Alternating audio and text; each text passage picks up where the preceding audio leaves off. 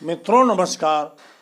पावन ज्योतिष प्रभात YouTube channel पर आप सबका स्वागत है। आज के वीडियो का शीर्षक है इष्ट देव साधना सिद्धि की अनुभूत विधि, the secret to achieving success in sadhana. KP लग्न आमली कस्प चार्ट, ये नैसर्गिक कुंडली हमने दिया है। आज का वीडियो और विषय बड़ा ही महत्वपूर्ण है। आप बार बार आग्रह कर रहे थे, देख भी रहे हैं, और मैंने वादा भी किया था कि एक दो दिन में मैं इष्ट देव की साधना सिद्धि पर वीडियो दूंगा। वही आज दे रहा हूं और बहुत ही उपयोगी विषय है। कैसे अपने इष्ट देव को सिद्ध करके, अपने आंतरिक शक्तियों को जगा करके, अपने आत्मा को बलवान करके आप सफलताएं अर्जित कर सकते हो। इष्ट देव हर व्यक्ति का, हर जातक का कोई न कोई होता है, और विधि पूर्वक अगर उसकी साधना की जाए तो निश्चित सिद्धि मिलती है और आध्यात्मिक शक्ति जागृत हो जाती है, और आपके हृदय और मस्तिष्क दोनों साथ मिलकर काम करते हैं तो आपकी सफलता आपके कदमों में होती है। मित्रों, ये तो वैज्ञानिक युग है, भौतिक युग है, लेकिन प्राचीन काल से ही हमारे विद्वानों ने, योगियों ने, मनीषियों ने, ऋषियों ने ज्ञान की खोज किया है, और उस ज्ञान को अपने तपस्या और साधना के बल पर ही प्राप्त किया। आज जिनको हम वैज्ञानिक कहते हैं, उस युग के जो साधक थे, ज्ञान की खोज करने वाले लोग थे, उनकी प्रथम पीढ़ी संक्षेप में वर्णन कर रहा हूँ क्योंकि लंबा समय विस्तार हो जाएगा। उस पीढ़ी का नाम था साधु। सबसे पहली पीढ़ी जो हुई, और जो साधना करते थे, जो ज्ञान की खोज करते थे, पहली पीढ़ी का नाम था साधु। उन्होंने लोक कल्याण के लिए, हमारे कल्याण के लिए ज्ञान दिया। वो साधु पीढ़ी थी। उसके बाद आने वाली पीढ़ी जोगी कहलाई, जिन्होंने उसमें कुछ, उस पूर्व ज्ञान में कुछ जोड़ा, और इस नाते उनको जोगी कहा गया क्योंकि उन्होंने जोड़ा पहले वाले। योग माने होता है जोड़। उसके आने वाली पीढ़ी, तीसरी पीढ़ी, मनीषी कहलाई, क्योंकि जब लोगों ने उसमें कुछ जोड़ा तो कुछ मिलावट हुई, जो दूषित हुआ पूर्व का ज्ञान, या जो उन्होंने जोड़ी अच्छी चीज़ें, उसमें कुछ धंधेबाज उसमें कुछ जोड़े, तो मनीषियों ने उसको अलग करना शुरू कर दिया और काट छांट करके उसको सही करना शुरू किया। तो जो धंधे वाले लोग हर समय रहते हैं, उनकी पीढ़ी और उनके बच्चे जो है, वो मनीषियों को दंडित करने लगे, पीड़ित करने लगे और परेशान करने लगे। तो उन्होंने अपना काम किया। उस पीढ़ी को, तीसरी पीढ़ी को मनीषी कहा गया। लेकिन उसके आने वाली पीढ़ी जो आई, उसने कहा हम ज्ञान के लिए, लोक कल्याण के लिए कार्य कर रहे हैं, तो हम क्यों किसी का विरोध झेलें। वो घर छोड़ के कंदराओं में, गुफाओं में जाके साधना उपासना करने लगे, और लोक कल्याण का काम तो करते ही रहे। ऐसे लोगों को, क्योंकि वो मौन हो गए, कुछ कहना बोलना बंद कर दिया, अपने केवल साधना पथ पर ही अग्रसर रहे, तो उसको मुनि कहा गया, मौन थे।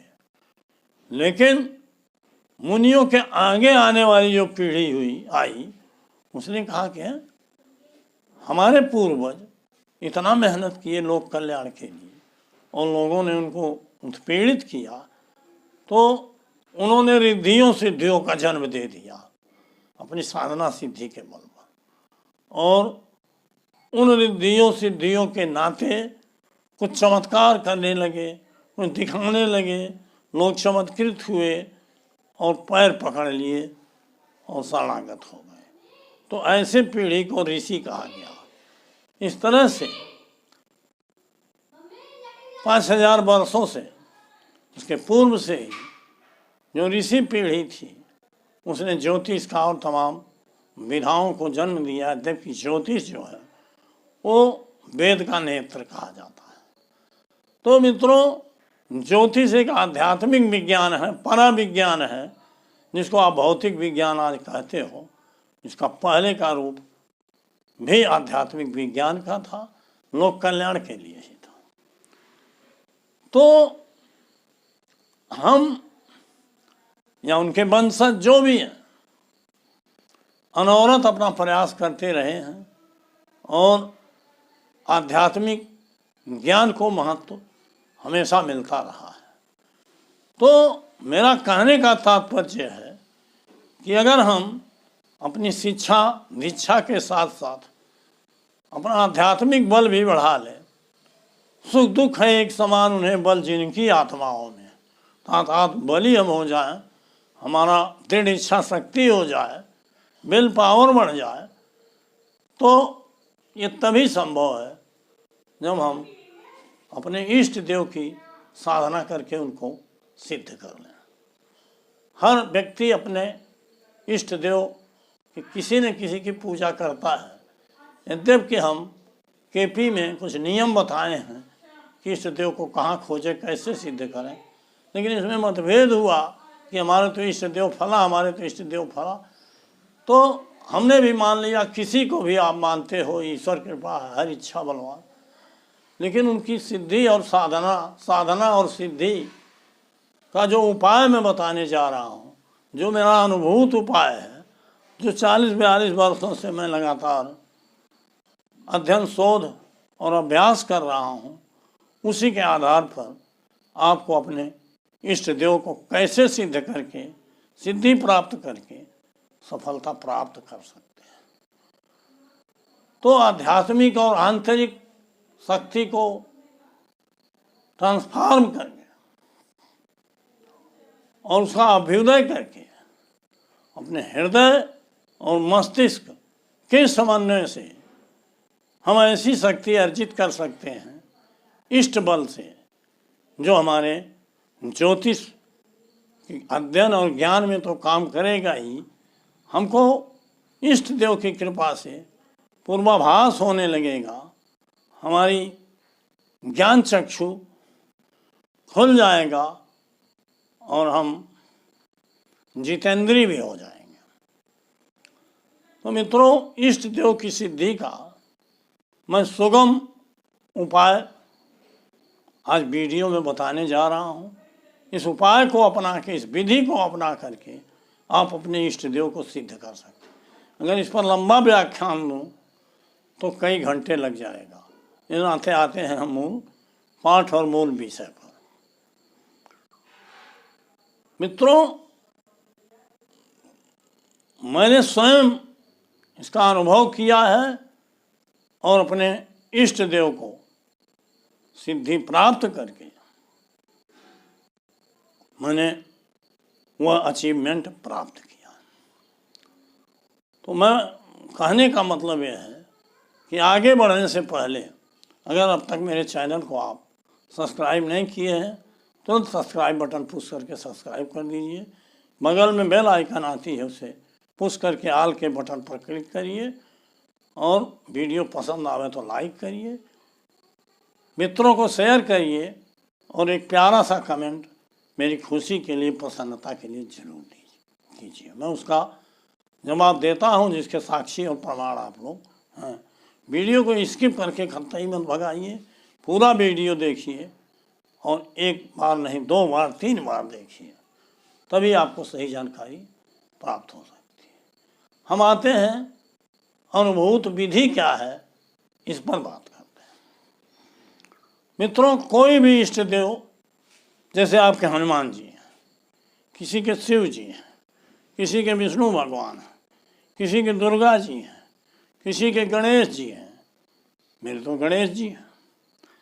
तो आपको मैंने कहा है अपने वीडियो में, कई वीडियो में, कि साकार रूप की पूजा करके और फिर ध्यान लगा करके उसी रूप को अपने हृदय पटल पर स्थापित करके अगर अपने इष्ट देव की पूजा उपासना आप करते हैं तो निश्चित रूप से आपको सिद्धि प्राप्त हो जाएगी। तरीका ये हमने बताया है या बताने जा रहा हूँ कि आप कोई एक फोटो अपने इष्ट देव का जो आपको पसंद हो ले आइए और जहाँ पूजा स्थल है आपका, जहाँ भी है, जहाँ सोते बैठते रहते हैं, जहाँ पूजा कर सकते हैं करते हैं, वहाँ उस फोटो को स्थापित कर दीजिए और अपने इष्ट देव का एक छोटा सा मंत्र, जैसे हनुमान जी हैं, ओम श्री हनुमते नमः कहिए या ओम ऐं ह्रीं हनुमते रामदूताय नमः, जो भी मंत्र आपको सुविधाजनक होगा। शिव जी हैं ओम नमः शिवाय प्रचलित है, विष्णु जी हैं ओम श्री विष्णुवे नमः, ओम भगवती दुर्गा देव्यै नमः, ओम गण गणपतये नमः, जो भी इष्ट देव उस फोटो पर आप श्रद्धापूर्वक पवित्र होकर के सब प्रकार से ओम इष्ट देवाय नमः मतलब अपने इष्ट देव का नाम लेके उनको धूप दीप अगरबत्ती दिखाइए सही श्रद्धा से, और अगर पुष्प हो तो पुष्प फल अर्पित कर दीजिए, नहीं है तो मनसा समर्पित कर दीजिए। और ओम नमः शिवाय ओम श्री हनुमते नमः या ओम श्री दुर्गा देव्यै नमः, ओम श्री विष्णुवे नमः, ओम गण गणपतये नमः, ओम गणेशाय नमः, कुछ भी जो आपके इष्ट देव का मंत्र है उसको बोलते हुए उनका पूजा करिए। पूजा यथाशक्ति यथा भक्ति करने के बाद आप उनकी आरती करिए, आरती किताब बाजार में मिलती है। उसके बाद तुरंत ही फिर मौन हो जाइए, 5 मिनट ध्यान में आइए। सिद्धि साधना की सिद्धि का यही मूल मंत्र है, यही मूल पथ है। जो साकार रूप अपने फोटो या चित्र में आपका है, आंख बंद करके मौन होकर ध्यान कीजिए कि उसी रूप में फोटो के रूप में जैसे हैं वो मेरे हृदय रूपी मंदिर में विराजमान हैं और मैं उनको उसी रूप से मानसिक रूप से पूजा कर रहा हूँ, ध्यान कर रहा हूँ जैसे फोटो पर मैंने किया है, और मैं उनकी पूजा कर रहा हूँ, उपासना कर रहा हूँ, धूप दीप अगरबत्ती दिखा रहा हूँ, आरती कर रहा हूँ। मेरे पूजा से वो खुश हो रहे हैं, प्रसन्न हो रहे हैं, प्रसन्न होकर आशीर्वाद दे रहे हैं। ऐसी कल्पना आप करिए, और जब आप सोचोगे, कल्पना करोगे तो आपको अनुभव होगा, आभास होगा। उनकी हथेली से आशीर्वाद की किरणें निकल रही हैं, जिसकी रोशनी टार्च की रोशनी तरह मेरे चेहरे और शरीर पर पड़ रही है। मैं प्रसन्न हो रहा, विभूत हो रहा, वो भी प्रसन्न हो रहे हैं, आशीर्वाद दे रहे हैं, और मैं शरणागत होता हूँ, उनको प्रणाम करता हूँ कि सौंप दिया इस जीवन का सब भार आपके हाथों। तो मित्रों, ऐसा करोगे आप तो एक दिन 2 दिन 10 दिन 15 दिन तो धुंधला रहेगा उनका फिगर, क्योंकि आपकी ध्यान स्थिति उतनी सुदृढ़ नहीं होगी। लेकिन बार बार अभ्यास करोगे तो 10 दिन 15 दिन बाद उनकी छवि स्पष्ट होती जाएगी आंख बंद करने के बाद, और आप ध्यान मग्न हो जाओगे, साधना मग्न हो। ऐसा करोगे आप महीना 2 महीना तो निश्चित रूप से आपको सफलता मिलेगी, सिद्धि मिलेगी, इष्ट बल मिलेगा, आंतरिक बल मिलेगा, आध्यात्मिक बल मिलेगा, एक ऊर्जा और एनर्जी का संचार आपके अंदर होगा और आपके अंदर चमत्कारी परिवर्तन होगा। आपको हर घटना का पूर्वाभास होगा, और जो भी कदम सो के जागने के बाद पहला कदम आपका पड़ेगा वो सफलता के रास्ते पर पॉजिटिव पड़ेगा मित्रों। तो ये तो इसका लाभ है। अब मैं अपने इष्ट देव की साधना करता हूँ, गणेश जी का भी करता हूँ, बराबर करता हूँ, उनका आशीर्वाद भी मुझे है।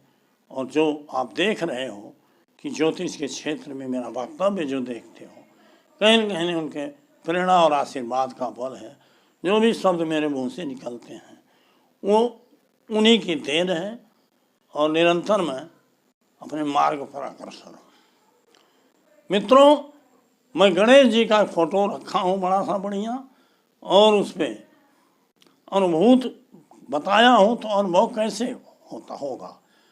इसी तरह से आप अन्य देवी देवता जो आपके हैं, जिनका आप पूजा करते हो, इष्ट देव मानते हो, उनका जैसे बता रहा हूँ गणेश जी का, ऐसे करिएगा। मैं उस फोटो पर पहले मनसा, संपूर्ण पूजा सामग्री मनसा समर्पयामि, मतलब पुष्प, दीपक, धूप, अगरबत्ती, घंटी बजाना, ये सब ओम गंग गणपतये नमः, ओम गंग गणपतये नमः, पुष्पम समर्पयामि, दीपम दर्शयामि समर्पयामि, धूपम सुगंधिम दर्शयामि समर्पयामि, इस तरह से करता हूँ। और उसके बाद पूजा समाप्त 5 मिनट में होती है, अंतिम में उनकी आरती करता हूँ। जय गणेश जय गणेश जय गणेश देवा, माता जाकी पार्वती पिता महादेव, एक दंत दयावंत चार भुजाधारी, मस्तक पर सिंदूर सोहै मूसे की सवारी। इस तरह से अंधन को आंख देत, कोढ़िन को काया, बाझन को पुत्र देत निर्धन। पूरी आरती करिए श्रद्धापूर्वक। और अब आपका फिर आगे का जो मूल है वो शुरू होता है। उसके बाद मैं आंख बंद करता हूँ और आंख बंद करके ध्यान करता हूँ, और ध्यान में यह स्तोत्र या ध्यान मंत्र, इसको कह लीजिए, पढ़ता हूँ। अंदर अंदर मानसिक रूप से मौन होकर वाणी नहीं निकलती है। पढ़ता हूँ कि वक्रतुंड महाकाय सूर्यकोटि समप्रभ, निर्विघ्नं कुरु मे देव सर्वकार्येषु सर्वदा। ओम गंग गणपतये नमः, ओम श्री गणेशाय नमः। गजाननं भूतगणादिसेवितं कपित्थजम्बूफलचारुभक्षणं, उमासुतं शोकविनाशकारकं नमामि विघ्नेश्वरं पादपङ्कजं।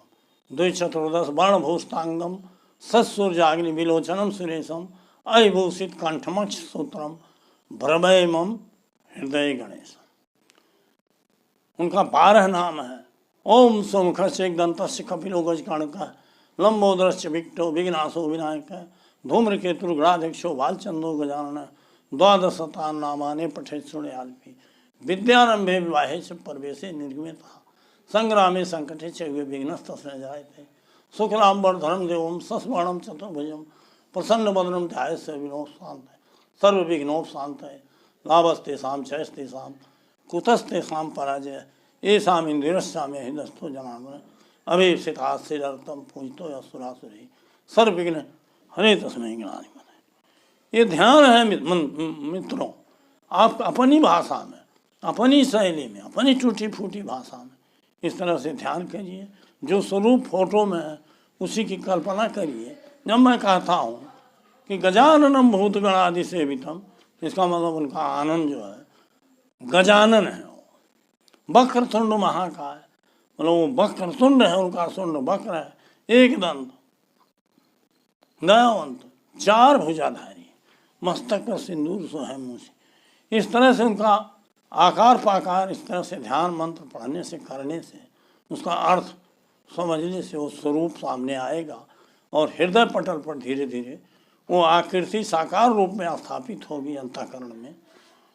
और आप जैसे बताया हूँ किस तरह से ध्यान लगा करके जैसे पूजा आप किए हो फोटो पर, उसको विधिवत अंदर 5 मिनट 10 मिनट पूजा उपासना साधना करिए। यही साधना है। और धीरे धीरे धीरे धीरे धीरे धीरे 10 दिन 15 दिन 1 महीने 2 महीना में वो ऊर्जा उस आपके अंदर आ जाएगी, शक्ति पावर आ जाएगा, आत्मबल आ जाएगा कि ईश्वर की कृपा प्राप्त होगी, इष्ट देव की कृपा प्राप्त होगी और आपके हर कदम सफलता की तरफ जाएंगे।